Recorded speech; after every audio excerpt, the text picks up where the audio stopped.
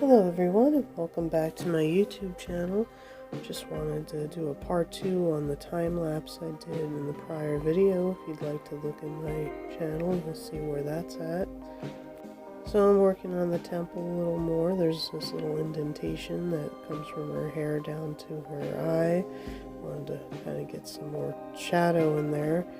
I'm also going to put in some more dabbing that paintbrush to give it more of a textured look that skin would have. I'm not shooting for hyperrealism here, but something resembling skin texture would be ideal. And then just playing around the temple area. Again, dabbing to give more of that dark shadow and some of the freckle look she has. Started playing with the idea of where shadows of slight hairs might be, and then going into a little more in the temple. And I'm starting to play with some freckles right now. Probably, if I remember correctly, put the brush in a little water. Doing more layers of washes at this point. Just be careful with canvas paper. It is pretty tough, but it does rub off if you keep wetting it. Just be advised of that. Did a little more of a wash here.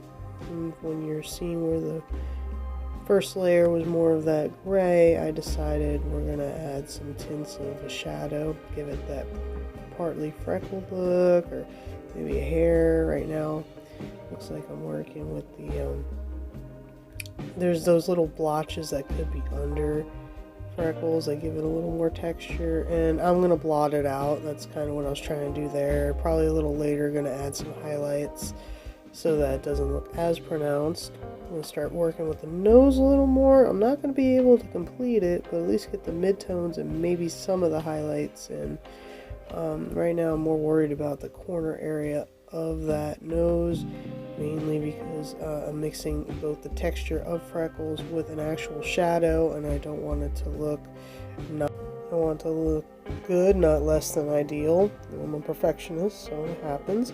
I do blend a little with my fingers. This is acrylic paint, so it shouldn't be an issue. Generally soap and water gets most of it off on occasion. So we're going to go above her brow right now. Did a little zoom out so you could see kind of where we're at. Playing more with where her eyebrow is, and on top of that there's a speckled kind of highlight. In the shadow area here, I'm starting to get a little more daring with the darkening. I was a little bit hesitant, but I figured that way we'll do it this way, and we will see where the highlights are. It'll actually help me more with the freckles and the texture of the skin. To make it a little dark, I can always lighten it later.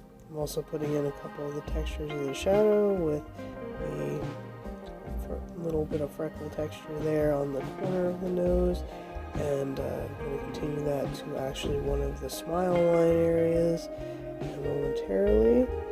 So if you haven't seen the prior video, I'm doing an EP CD cover album art for a group called Christine and the Lost Keys.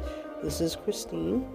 She's the lead singer. She's the one that gave me the concept of what we're doing right now, which is her portrait, black and white, and then we're going to end it with some bloody tears. Nothing too gruesome or, Halloweeny, so to speak.